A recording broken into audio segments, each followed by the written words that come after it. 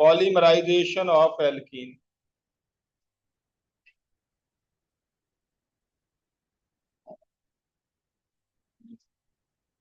तो अगर एन मोल, एन मतलब बहुत लार्ज नंबर, हाई पी और हाई टी पे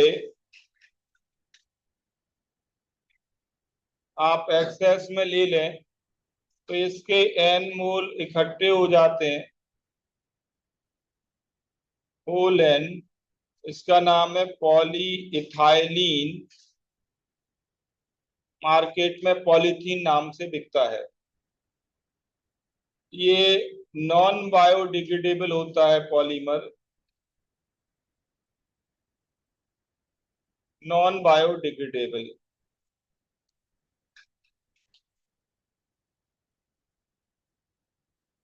साथ ही साथ कार्सिनोजेनिक होता है, कैंसर कॉजिंग।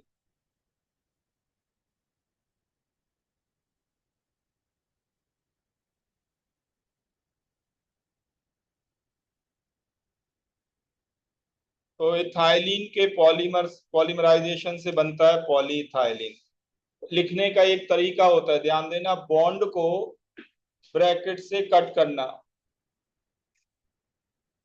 बॉन्ड को ब्रैकेट से कट करना, और होल एन। ब्रैकेट में हमेशा रिपीटिंग यूनिट लिखी जाती है, रिपीटिंग यूनिट, ये रिपीट होती रहेगी। एन बहुत ही लार्ज वैल्यू होती है, मोर देन 1000, इससे कम नहीं।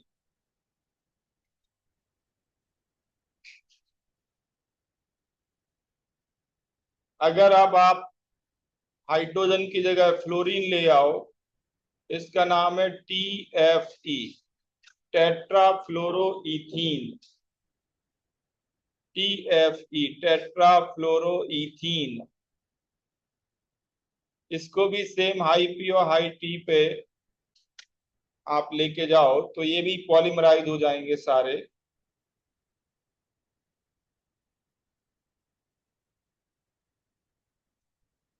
और जो प्रोडक्ट बनता है वो है PTFE, पॉली टेट्राफ्लोरोइथीन।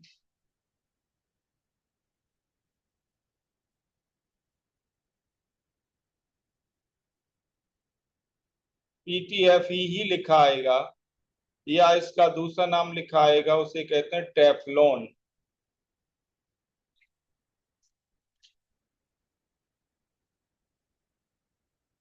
टेफ्लॉन आप जानते हैं, ये भी एक पॉलीथीन का ही टाइप है, लेकिन जितने भी व्हीकल हैं, टू व्हीलर फोर व्हीलर, इन सब के चेसिस की कोटिंग टेफ्लॉन से होती है। तो एंटी रस्ट कोटिंग कहते हैं उसको। एंटी रस्ट कोटिंग के लिए टेफ्लॉन यूज होता है,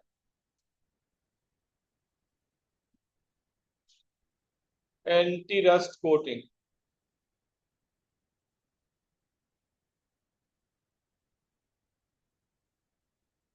दूसरा है नॉन स्टिकी मटेरियल, जो बनाए जाते हैं, हर लगभग घरों में मिलते हैं आजकल बर्तन, नॉन स्टिकी मटेरियल्स, उनकी कोटिंग भी टेफ्लॉन से ही होती है। और टेफ्लॉन भी कार्सिनोजेनिक होता है, कैंसर कॉजिंग।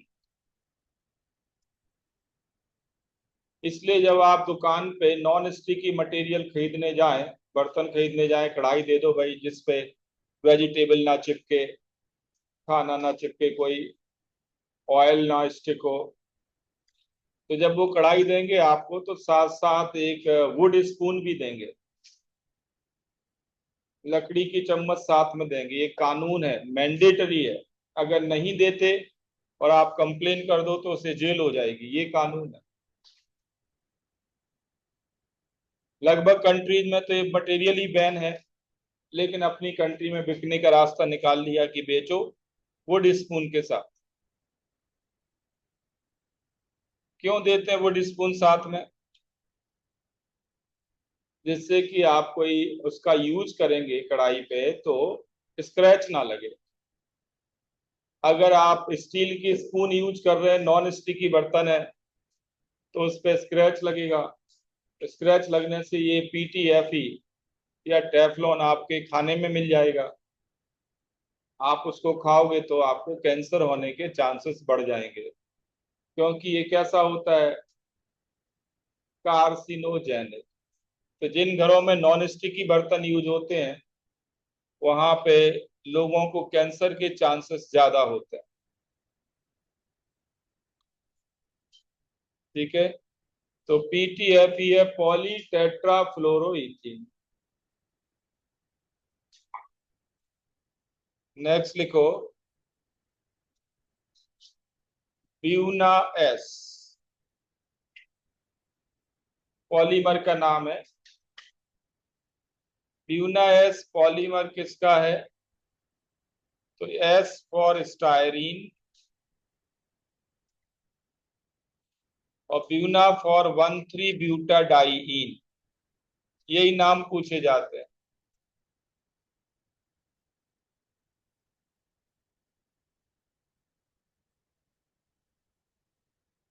इससे पॉलीमर बनता है ब्यूना एस। सीधे सीधे कहें तो एल्कीन के जितने भी पॉलीमर है सारे कार्सिनोजेनिक होते हैं, सारे। ये रियलिटी में सिंथेटिक रबर है, सिंथेटिक रबर।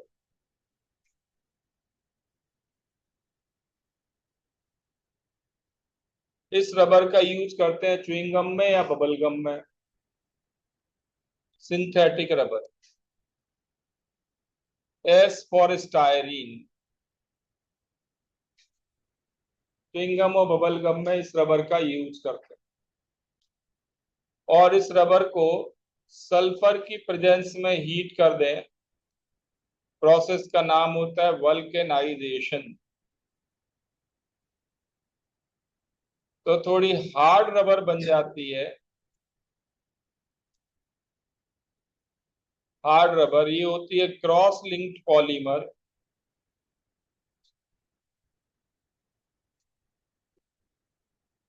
और ये हार्ड रबर फोर व्हीलर के टायर बनाने में यूज करते हैं, ट्यूब है टायर बनाने में।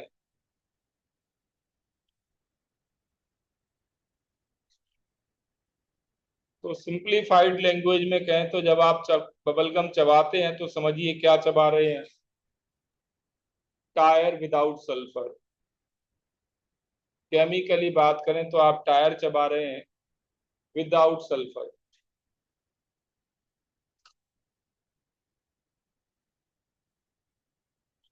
तो अगर आपको कभी बबल गम की तलब लगे, लगती है क्योंकि एडिक्शन होता है उसका, उसमें वो कैफीन मिलाते हैं तो एडिक्शन हो जाता है बहुत सारे लोगों को।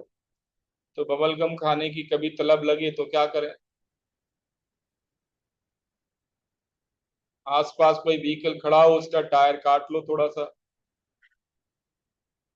अब सल्फर का टेस्ट चाहिए तो उसमें थोड़ा सा अदरक मिला लो, सल्फर का रिच सोर्स होता है।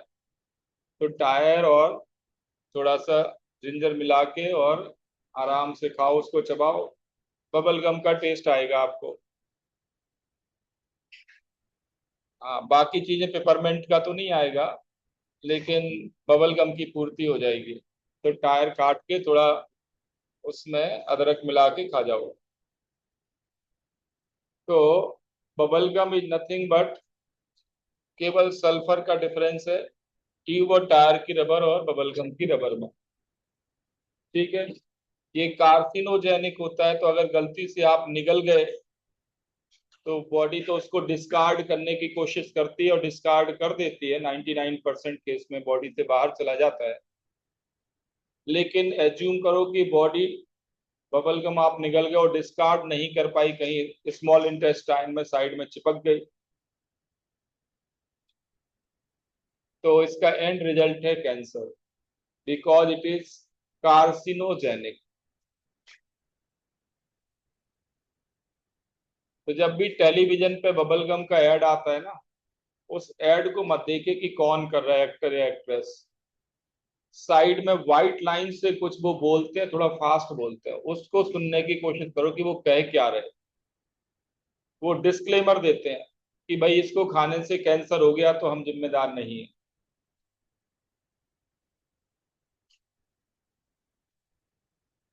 ठीक है, अपने विवेक का इस्तेमाल करें खाते वक्त। तो साइड में आप कभी नोटिस करना ध्यान से, डिस्क्लेमर चलता है उनका, लेकिन वो इतना फास्ट चलता है और छोटा लिखते हैं कि लोगों की उस पर नजर नहीं जाती, उनकी नजर होती है एडवर्टाइजमेंट कर कौन रहा।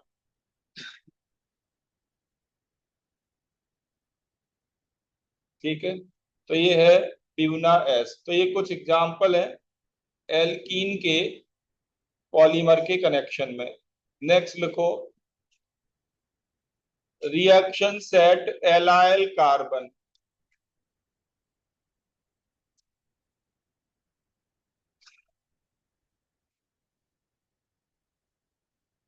Reactions at allyl carbon.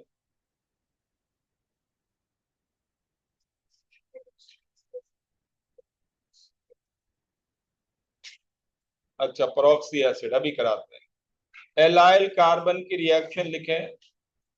जब इतना स्टार्ट हो गया तब आप बोलते हैं, पहले नहीं कहते कि ये हेडिंग पड़ी हुई है। देखें, एल्कीन के नेक्स्ट कार्बन को कहते हैं एलाइल कार्बन।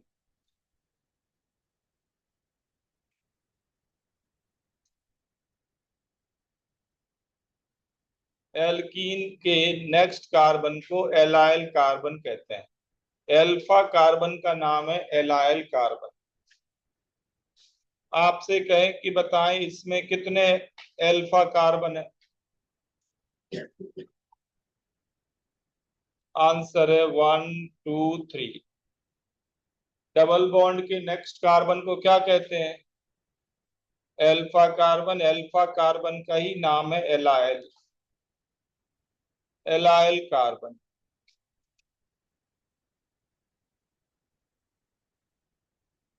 तो एलाइल कार्बन पे आप एनबीएस से, एनबीएस के साथ हीटिंग करके ब्रोमीन ला सकते हो।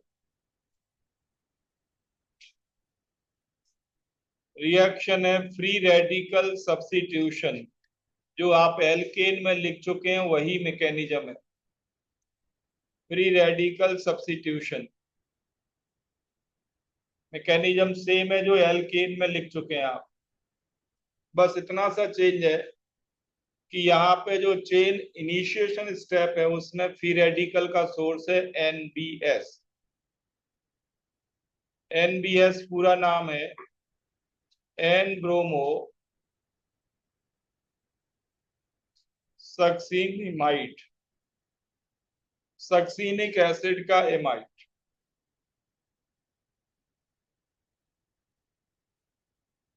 N bromo.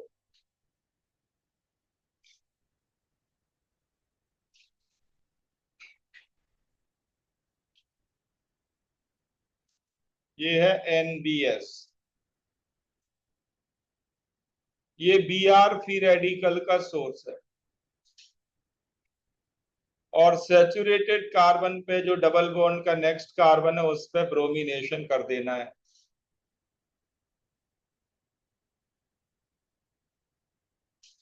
बहुत ही सिंपल रिएक्शन, मैकेनिज्म सेम है जो एल्केन में लिख चुके हैं, बस free radical chain initiation step के बाद प्रोपेगेशन से कॉपी करते जाना। तो अगर आपके पास ये एल्कीन है और आपसे कहें कि इसमें आपने एनबीएस ऐड कर दिया, बताओ क्या बनेगा? तो आप डबल बॉन्ड के नेक्स्ट कार्बन मतलब अल्फा कार्बन का ब्रोमिनेशन करेंगे।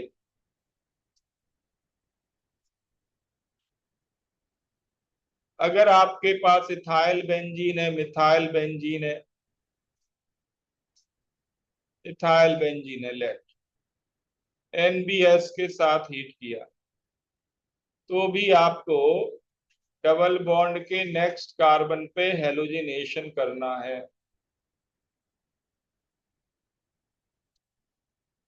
डबल बॉन्ड के नेक्स्ट कार्बन पे।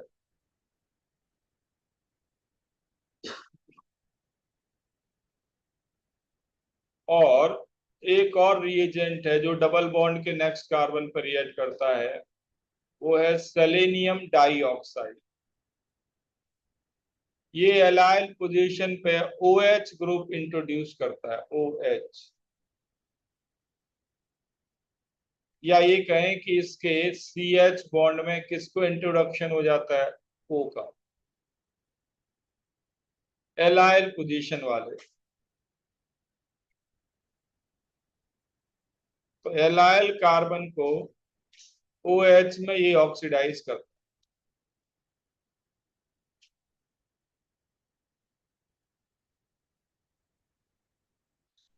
ये अल्कोहल प्रिपरेशन का मेथड भी है।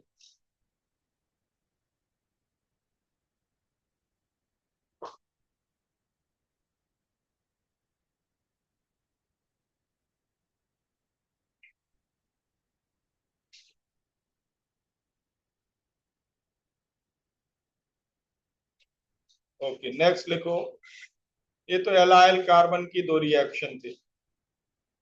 अब अगर आप डायरेक्ट क्लोरीनेशन करना चाहते हैं एलाइल कार्बन पे तो ये कर सकते हैं। आपको हाई टेम्परेचर चाहिए, बहुत हाई। तो ध्यान रहे सैचुरेटेड कार्बन पर रिएक्शन होती है, फ्री रेडिकल सब्स्टिट्यूशन।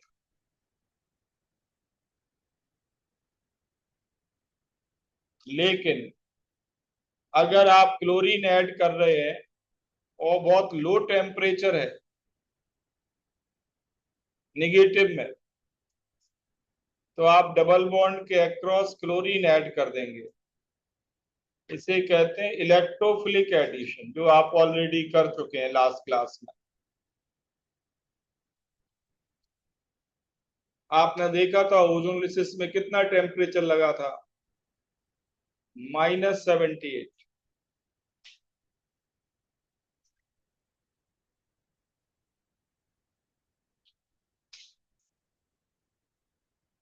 तो एडिशन लो टेम्परेचर पे होता है।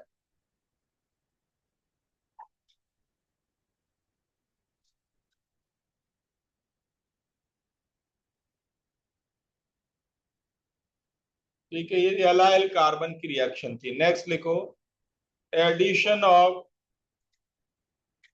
परऑक्सी acid CH3CO3H on C double bond C।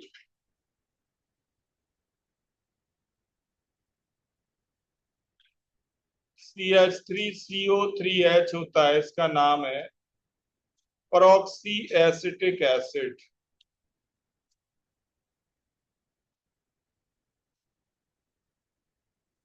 ये होता है सोर्स ऑफ नेसेंट ऑक्सीजन। सारे पेरोक्साइड नेसेंट ऑक्सीजन का सोर्स होते हैं।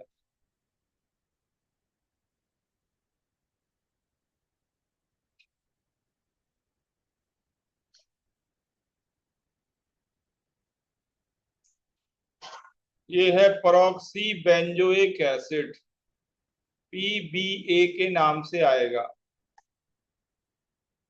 ये भी सोर्स है नेसेंट ऑक्सीजन का।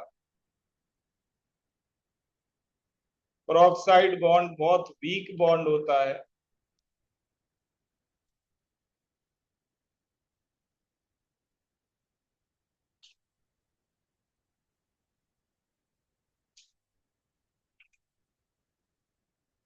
मेटा पोजीशन पर Cl लगा दें तो इस नाम से भी आता है, MCPBA। पूरा नाम क्या होगा, M for Meta, C for chloro, और PBA फॉर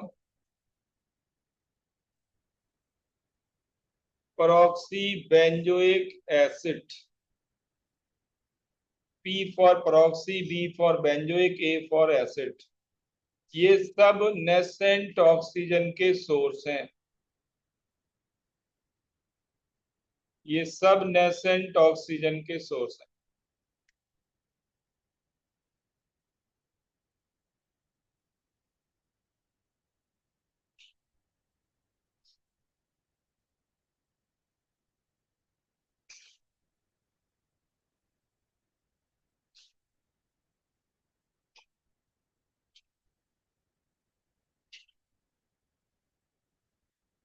परऑक्सी के अलावा जैसे Ag2O है, ये भी नेसेंट ऑक्सीजन का सोर्स। CuO, ये भी नेसेंट ऑक्सीजन का सोर्स।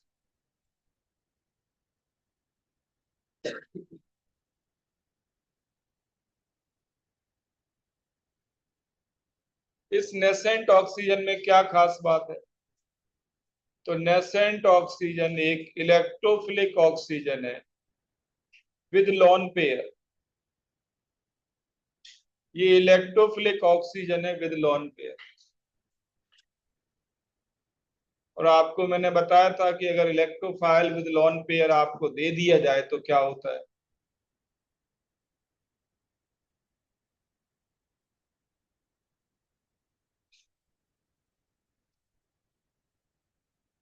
तो वो डबल बॉन्ड के अक्रॉस ऐड हो जाता है, कार्बोकैटायन नहीं बनता।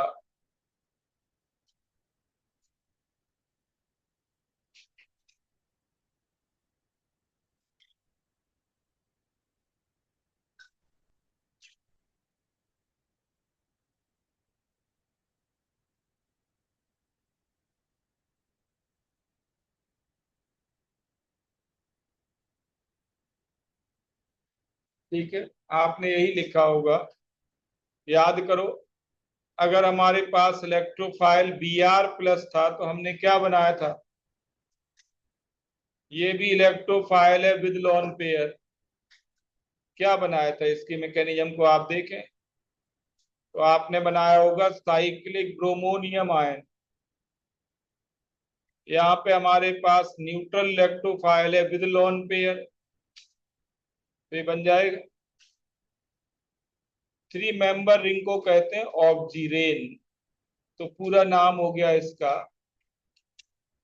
मिथाइल ऑक्जीरेन। ये IUPAC नेम है, मिथाइल ऑक्सीरेन।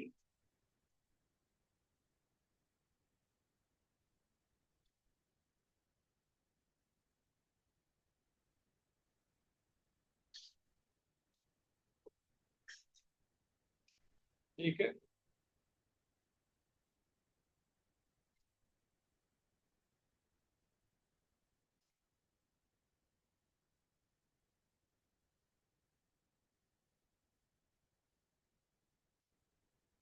तो ये रिएक्शन थी बेटा एल्कीन की, बस और कोई नहीं है। तो ये जरूरी नहीं है कि MCPBA हो, Ag2O हो, CEO हो। ये जो मैंने लिस्ट लिखी है इनमें से कोई भी हो सकता है, क्योंकि ये सब किस चीज के सोर्स हैं? नेस्टेंट ऑक्सीजन के। तो इनमें से कोई भी हो सकता है, प्रोडक्ट सेम ही बनना है, प्रोडक्ट सेम बनना है। तो अब आप क्या करेंगे, एल्कीन की एक्सरसाइज कर लेंगे जितना जल्दी हो सके उतना जल्दी। Now we start next hydrocarbon. Next hydrocarbon is alkyne.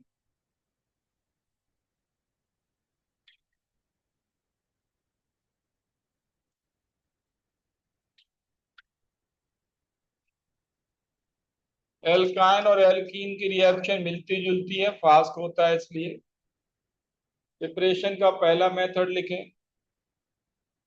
पहला मेथड है डीहेलोजिनेशन। डीहेलोजिनेशन। तो अगर आपके पास ट्राईहेलाइड है तो ट्राईहेलाइड के 2 मोल, आप जानते हैं CH Cl3 का नाम क्या है? क्लोरोफॉर्म। क्लोरोफॉर्म के 2 मोल सिल्वर के साथ रिएक्ट करते हैं और ये बना देते हैं इथाइन +6 AgCl।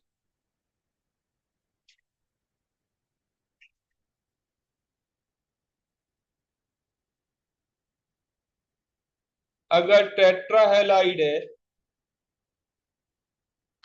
अगर टेट्राहेलाइड है तो इसको हटाने के लिए आप यूज करते हैं जिंक।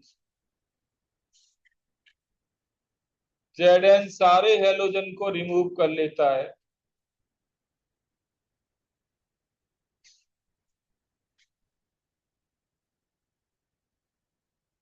तो ऑर्गेनिक कंपाउंड से हेलोजन आउट हो रहा है, इसलिए रिएक्शन का नाम क्या पड़ गया?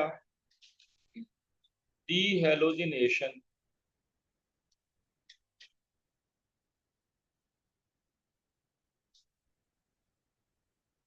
इनके लिए कोई इलेक्ट्रॉनिक मैकेनिज्म नहीं लिखनी और यूज भी नहीं है उसका। तरीका समझ में आ गया? एल्कीन में स्टीरियो केमिस्ट्री की कोई इंपॉर्टेंस नहीं होती, क्योंकि ट्रिपल बॉन्ड के बाद ज्योमेट्रिकल आइसोमेरिज्म नहीं होती।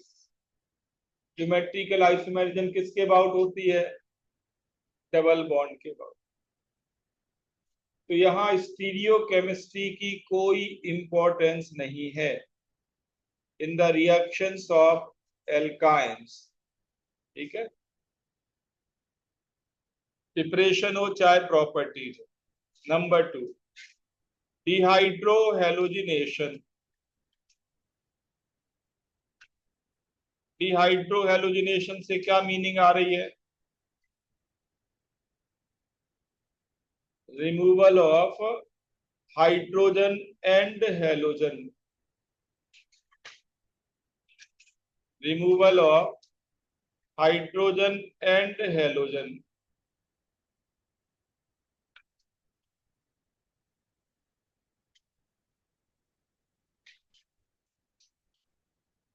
तो आपको E2 रिएक्शन करानी है एल्कोहलिक KOH के साथ हीट करके। तो एक कार्बन से हेलोजन जाएगा तो नेक्स्ट कार्बन से H आउट होगा।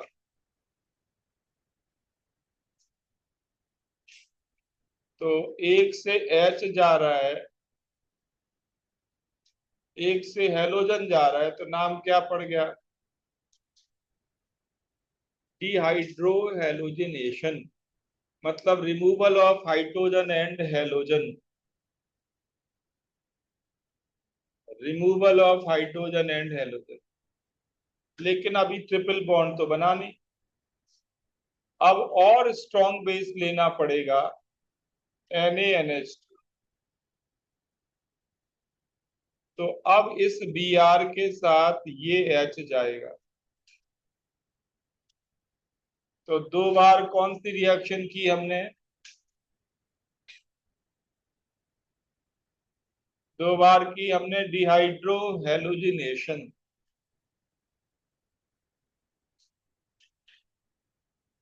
ये दोनों स्टेप E2 रिएक्शन है।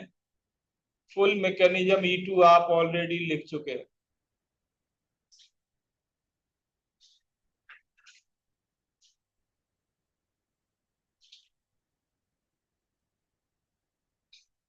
तो जो NH2 माइनस है वो OH आयन से बहुत स्ट्रॉन्ग बेस है।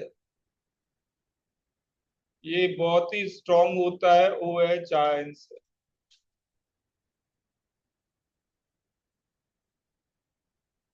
तो इतना स्ट्रॉन्ग बेस क्यों चाहिए सेकेंड स्टेप में? क्योंकि कार्बन ये अनसेचुरेटेड कार्बन हो गया, ये CBr तोड़ना मुश्किल होगा, इसलिए स्ट्रॉन्ग बेस लगता है। सेकेंड स्टेप में एल्कोहल KOH काम नहीं करेगा।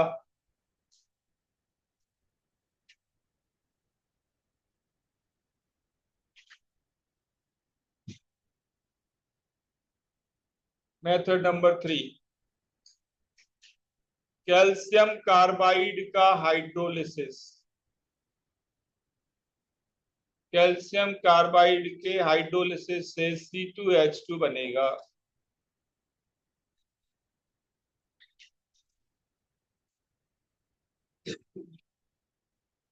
अक्सर पूछते हैं कि कैल्शियम कार्बाइड में कार्बाइड आयन का स्ट्रक्चर बताओ।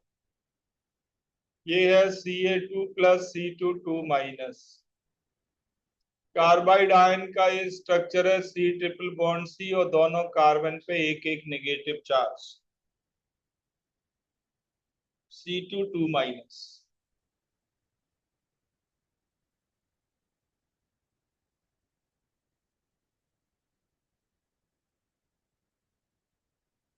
तो आप वाटर डाल दो, वाटर की जगह एल्कोहल ऐड कर दो, एल्कोहल की जगह कोई भी प्रोटॉन का सोर्स ऐड कर दो। हर एक बार आपको इथाइन ही मिलना है।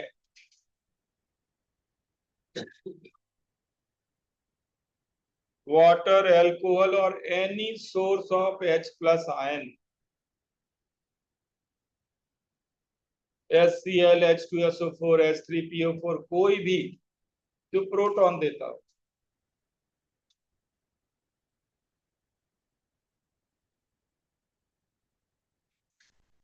तो कैल्शियम कार्बाइड से इथाइन बनता है और मैग्नीशियम कार्बाइड से प्रोपाइन बनता है।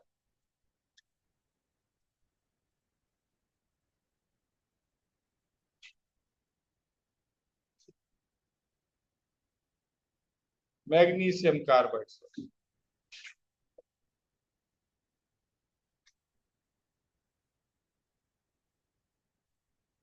इसमें कार्बाइड आयन का स्ट्रक्चर ये है, एक कार्बन पे नेगेटिव चार्ज और एक पे 3 नेगेटिव, तो ये है C3 4-, ये बन जाता है 2Mg2+, ये है C3 4-।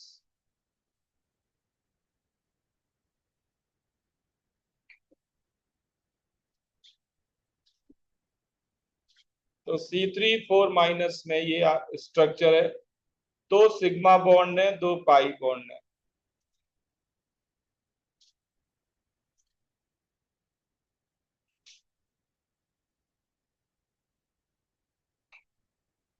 ठीक है, तो कैल्शियम कार्बाइड के हाइड्रोलिसिस से इथाइन बनेगा। मेथड नंबर 4 ऑलरेडी आप लिख चुके हैं, कॉल्स इलेक्ट्रोलिसिस।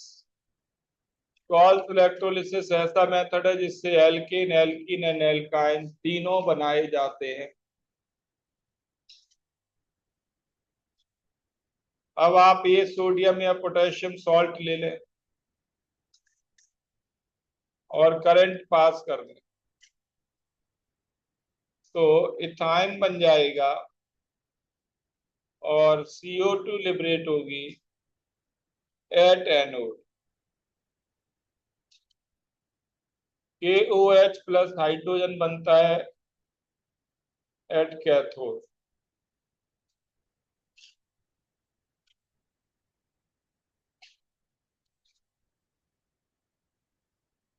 तो इथाइन और CO2 आपको मिल जाएगा एनोड पर। तो इस मेथड से एल्केन, एल्कीन एंड एल्काइन तीनों प्रिपेयर कर सकते हैं।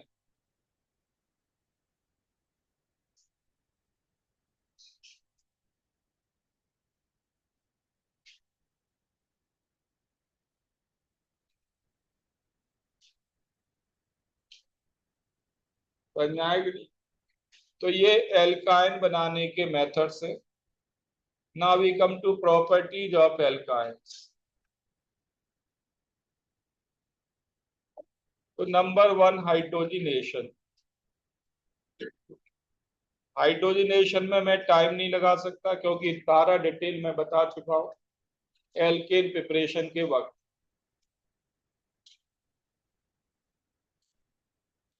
बस ये बताऊंगा और रिपीट कराऊंगा, ये भी बता चुका हूं कि ट्रिपल बॉन्ड लेस रिएक्टिव होता है डबल बॉन्ड से।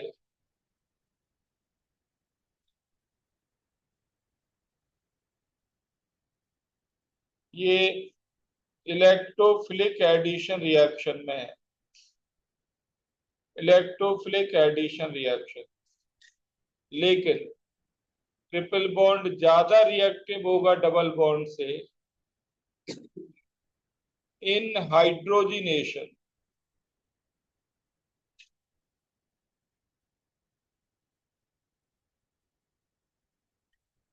तो हाइड्रोजिनेशन में ही केवल ट्रिपल बॉन्ड ज्यादा रिएक्टिव होता है। ये सब रीजनिंग सारा डिटेल आप एल्केन में लिख चुके हैं।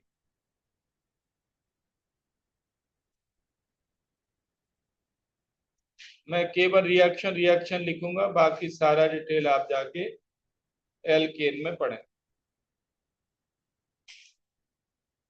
इस पर 2 मोल H2 ऐड होंगे, निकिल, प्लेटिनम और पैलेडियम कैटालिस्ट।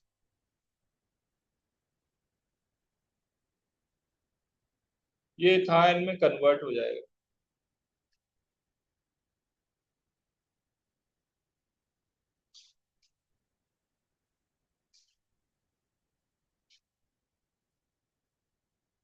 तो रिएक्शन को क्या कहते हैं? हाइड्रोजनेशन। लेकिन ध्यान देना, ये दो मैं रिकॉल कर दूं आपको कि अगर इसमें आप ऐड करते हैं पॉइजन्ड पैलेडियम, क्या ऐड करते हैं? पॉइजन्ड पैलेडियम, तो रिएक्शन कहाँ रुक जाती है? डबल बॉन्ड पे। और कौन सी एल्कीन बनती है? सिस। फिर एक और मैंने बताई थी, याद करो, बर्थ रिडक्शन। कौन सी एल्कीन बनती है? ट्रांस।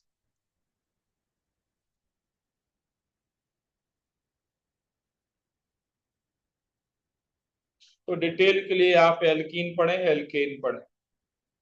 नंबर 2 लिखो। ये तो हाइड्रोजिनेशन थी। नंबर 2, अब बात मैं कर रहा हूं इलेक्ट्रोफिलिक एडिशन रिएक्शंस की।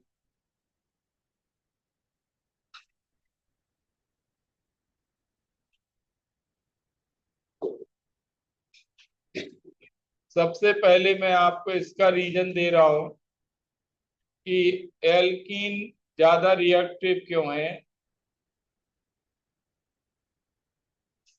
ऐसा क्यों है कि एल्कीन ज्यादा रिएक्टिव?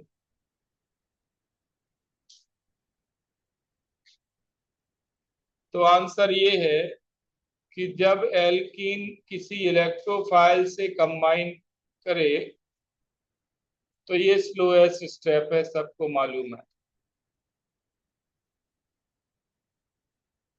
किसी एक डबल बॉन्डेड कार्बन पे इलेक्ट्रोफाइल ऐड होगा तो दूसरे पे पॉजिटिव चार्ज आएगा।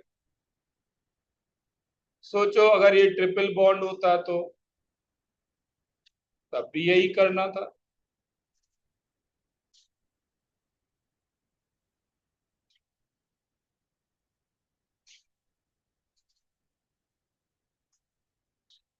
एक कार्बन पे इलेक्ट्रोफाइल आएगा तो दूसरे पे डबल बॉन्ड पे, ट्रिपल बॉन्डेड कार्बन पे पॉजिटिव बन जाएगा। यही होगा। अब बताओ मुझे कौन सा कार्बोकैटायन मोर स्टेबल है? तो आंसर है ये मोर स्टेबल है, क्योंकि ये पॉजिटिव चार्ज सैचुरेटेड कार्बन पे है और ये पॉजिटिव चार्ज किस पे है? अनसैचुरेटेड पे।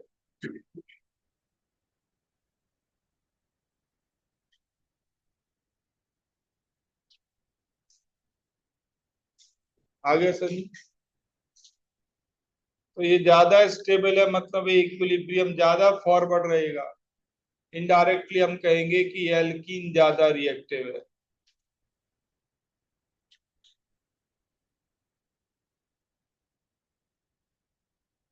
तो अब लिखें one by one. Electrophilic addition reaction में बता रहा हूं, वही जो आप अभी कर चुके हैं सारी की सारी एल्कीन में रिपीट करना है। यहाँ स्टीरियो केमिस्ट्री की कोई इंपॉर्टेंस नहीं होती है, क्योंकि कायरल कार्बन तो बनना ही नहीं। तो उससे पहली रिएक्शन है addition of hydrogen halide, addition of HX। तो अगर आपके पास ट्रिपल बॉन्ड है तो इस पे 2 मोल HClHBr ऐड होंगे। दो एल्कीन बन सकती है, दो एल्कीन बन सकते हैं। एक तो विसिनल और एक जेमिनल।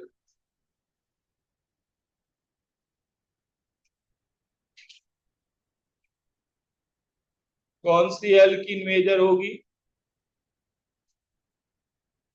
तो आंसर है जेमिनल एल्कीन मेजर होगी। क्यों मेजर होगी? तो इसके लिए मैकेनिज्म लिख लो। आपको मालूम है कि HX एडिशन में इंटरमीडिएट कार्बोकैटायन बनता है। जहां भी स्टेबल कार्बोकैटायन बनता हो एनायन ऐड करते जाओ। तो मैकेनिज्म लिखो और कार्बोकैटायन बनाओ। एल्कीन भर गई लिखते लिखते। ठीक है, तो जेमिनल डाइहैलाइड मेजर प्रोडक्ट होता है। अगर आपके पास प्रोपाइन है तो आपको पता है कि इलेक्ट्रोफाइल प्राइमरी कार्बन पे जाएगा, प्राइमरी सेकेंडरी में से।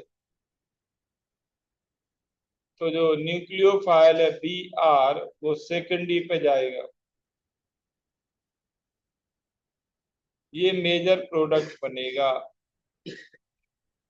तो जेमिनल डाइहैलाइड मेजर प्रोडक्ट बनता है।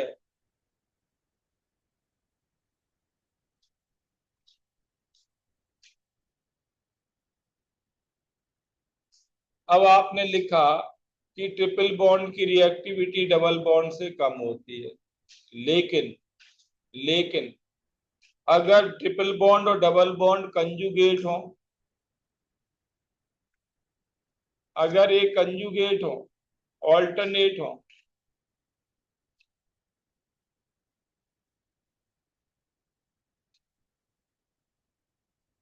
मान लो HCl1 इक्विवेलेंट ऐड किया तो एडिशन ट्रिपल बॉन्ड पे होता है।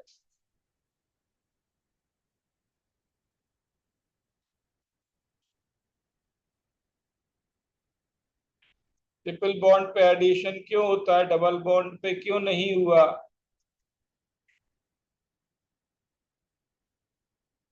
क्योंकि प्रोडक्ट बन गया कंजुगेटेड डाइईन। ये स्टेबल प्रोडक्ट होगा due to delocalisation of pi electron.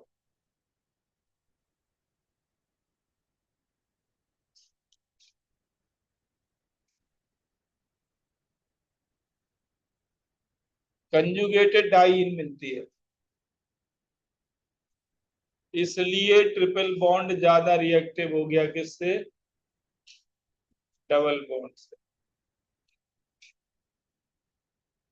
अगर कंजुगेटेड डाइईन बनने के चांस ना होते, ये कंजुगेटेड सिस्टम ही ना होता, आइसोलेटेड होता,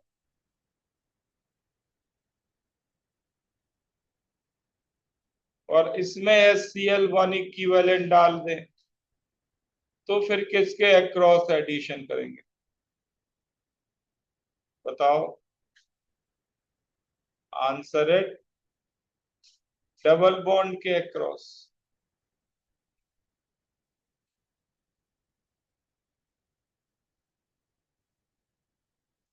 तो ध्यान रखना, ट्रिपल बॉन्ड डबल बॉन्ड से ज्यादा रिएक्टिव कब हो सकता है? जब आपके पास कंजुगेटेड सिस्टम हो।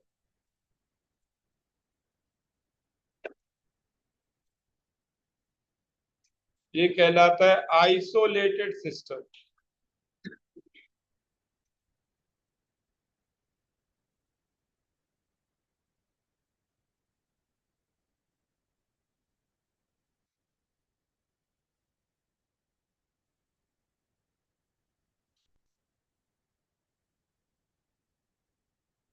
अब आप जब 2 मोल ऐड करोगे किसी के, तो क्या कायरल कार्बन बनेगा? क्या ये कार्बन कायरल हो सकता है? आंसर है नो। तो यहाँ स्टीरियो केमिस्ट्री की कोई इंपॉर्टेंस नहीं है, ध्यान रहे। नेक्स्ट लिखो, addition of halogen.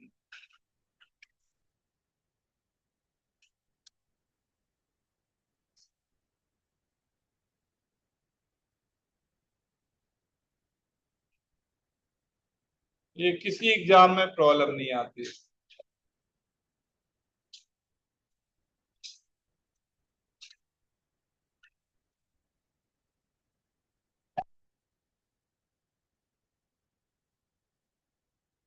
Triple bond को किसमें बदल देना है? सिंगल बॉन्ड में, और 4 क्लोरीन ऐड कर देनी।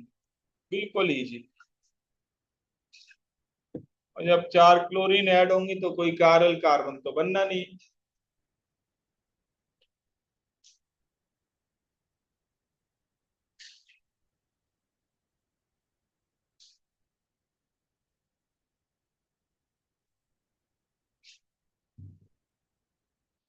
नेक्स्ट लिखो, एडिशन ऑफ कार्बीन।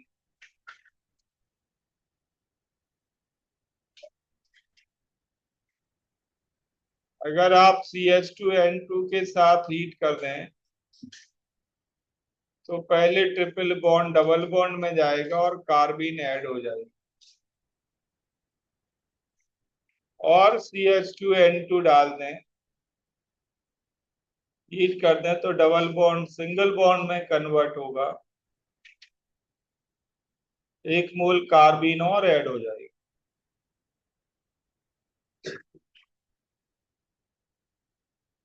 तो कार्बीन का सारा डिटेल पिछली क्लास में बता चुका हूं मैं।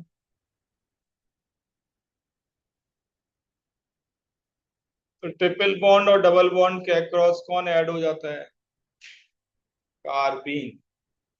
आप जानते हैं कार्बीन इलेक्ट्रोफाइल होते हैं जिनके पास लोन पेयर होता है, इलेक्ट्रोफाइल विद लोन पेयर, इसलिए ये साइक्लिक प्रोडक्ट बन रहा है।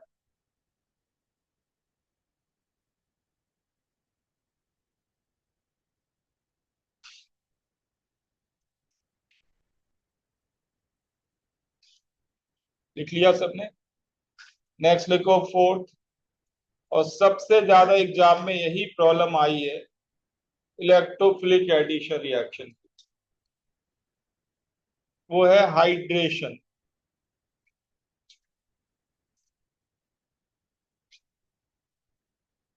इंडस्ट्रियल इंपॉर्टेंस बहुत ज्यादा है इस रिएक्शन की, फार्मास्यूटिकल इंडस्ट्री में बहुत इसका यूज किया जाता है।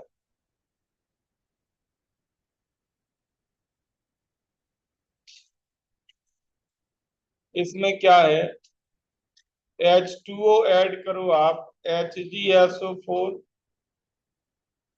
And dilute H2SO4।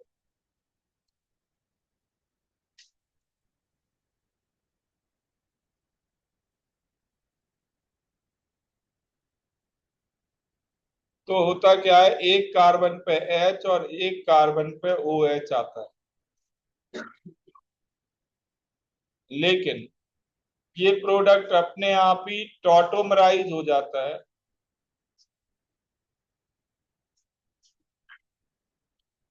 टॉटोमराइजेशन भी हम कर चुके हैं। इसका टॉटोमर बनाए तो आपको पता है कि हाइड्रोजन भी माइग्रेट करेगी फ्रॉम पोजीशन 1 टू पोजीशन 3, और डबल बॉन्ड किस पे आ जाएगा, बिटवीन पोजीशन 1 टू, ये बन जाएगा इथेनॉल।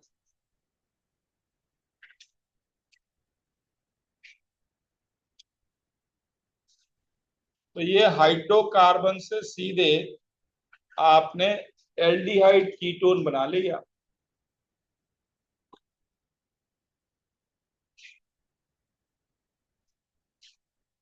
अगर आपके पास प्रोपाइन है, ऐसे लिखा जाए, डाइल्यूट HgSO4, डाइल्यूट H2SO4, तब ये आपको कीटोन देता है। बिल्कुल ऐसे ही सोचना है, पहले HOH ऐड करके फिर टॉटोमराइजेशन।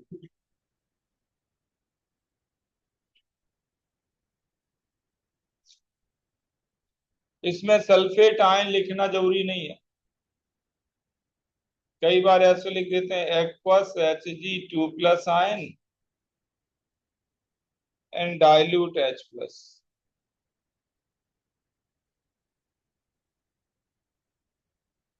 यहाँ कॉमा लगा के लिख देते हैं, ध्यान देना। HgSO4 पूरा भी लिख सकते थे, Hg2+ काफी है। एक्वस मतलब होता है वाटर।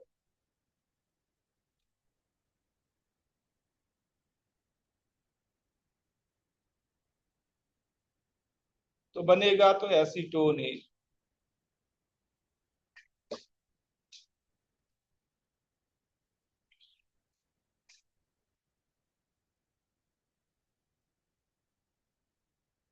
ये प्रॉब्लम एग्जाम में सबसे ज्यादा आई हुई है। तो hydration of C triple bonds. Next लिखो,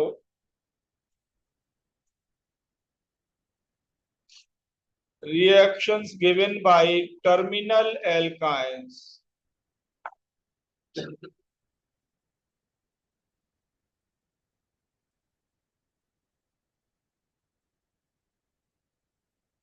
Reactions given by terminal alkynes. ये सबसे ज्यादा केस यही आता है, या तो ये हाइड्रोलिसिस आता है या ये टर्मिनल एल्काइन। टर्मिनल एल्काइन में क्या खास बात होती है, एसिडिक हाइड्रोजन प्रेजेंट होती है। प्रोपाइन में तो दो दो एसिडिक हाइड्रोजन है।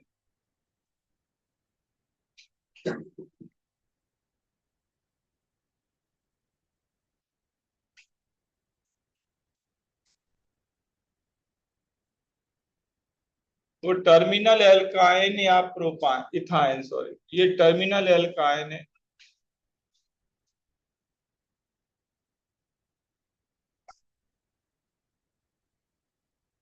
इनके पास एसिडिक हाइड्रोजन होती है, एसिडिक हाइड्रोजन। तो अगर आप इसमें सोडियम पोटेशियम मेटल डाल दें, फिर सडनली सॉल्ट में और हाइड्रोजन गैस दे देंगे। तो टर्मिनल एच में कौन सा नेचर है, एसिडिक।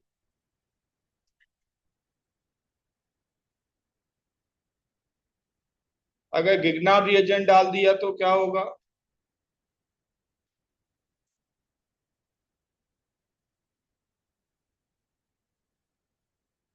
ये इस एच को ले जाएगा,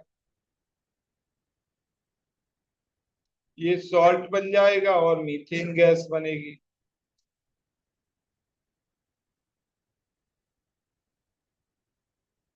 CH3MgBr को क्या कहते हैं, CH3MgBr, इन जनरल RMgX, इनको कहते हैं ग्रिग्नार्ड रिएजेंट।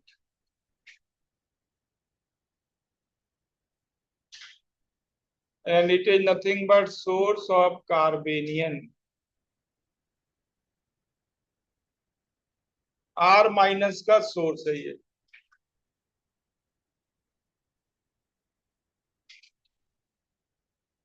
तो ये R- कम, R- को न्यूट्रल करने के लिए एसिडिक हाइड्रोजन चाहिए, यहां से मिल जाएगी।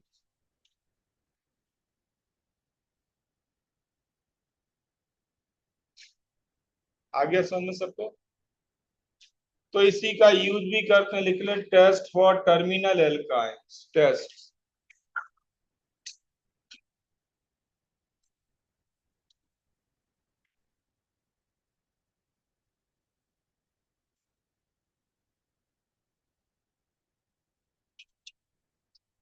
कैसे पहचानेंगे नेकेड आई से देख के कि ये टर्मिनल एल्काइन की बात हो रही है। तो इसको नेक्स्ट क्लास में ले लेंगे पूरा, थोड़ा सा ही टाइम लगेगा, फिर एरोमेटिक हाइड्रोकार्बन शुरू करेंगे, बेंजीन टॉलुइन।